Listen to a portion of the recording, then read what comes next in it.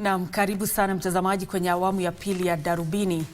Mito usimamizi endelevu wa maji wakati huu wa mabadiliko ya hali ya hewa ilisheheni mwanzoni mwa tamasha ya wadau wa maji ya mwaka 2026 katika kaunti ya Kericho.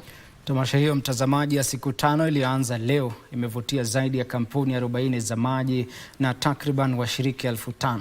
Mwanahabari wetu Aaron Marie ana maelezo kamili kuhusu tamasha hiyo ambayo inanuiwa kutoa uhamasisho kuhusu tishio la mabadiliko ya tabia nchi kwa usimamizi wa maji. Kwa siku 5, uwanja wa taasisi wa walimu ya Kericho utakuwa kituo cha mkutano wa wadau wa sekta ya maji hapa nchini kwa ajili ya mazungumzo, ubadilishanaji wa mitindo na ushirikiano katika kuhimiza usimamizi endelevu wa maji. Zaidi ya washirika 5,000 kutoka kampuni 40 za maji wamekusanyika kwa tamasha ya mwaka 2026 kuhusu mitindo ya usimamizi wa maji na michezo. Hafla hiyo iliandaliwa na muungano wa watoaji huduma za maji na usafi WASPA kwa ushirikiano na kampuni ya maji na huduma za usafi wa Kericho KEWASCO.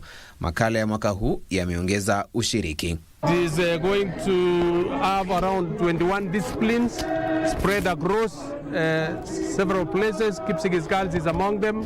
Kericho Day is also among the places that the activity will take place.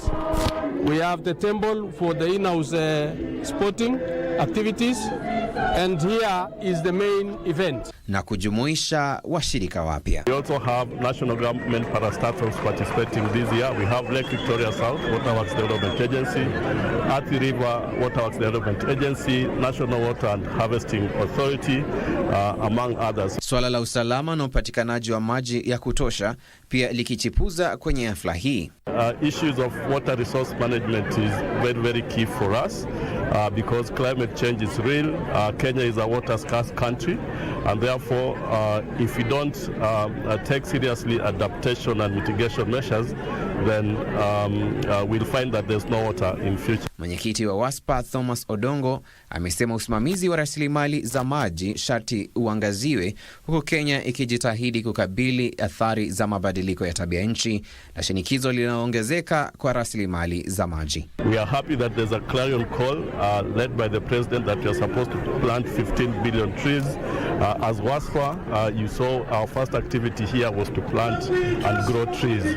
Tamasha hiyo iliwaleta pamoja wataalamu waliotangamana na kubadilishana ujuzi. Maji ni ile tunaitaga shared responsibility.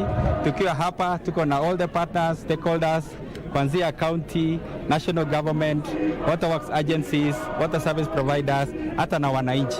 Kwa hivyo tukiwa hapa tukishirikiana pamoja, ndio tutakuwa njia ya kuweza kupata maji pale manyumbani. Aaron Marie, Darubini.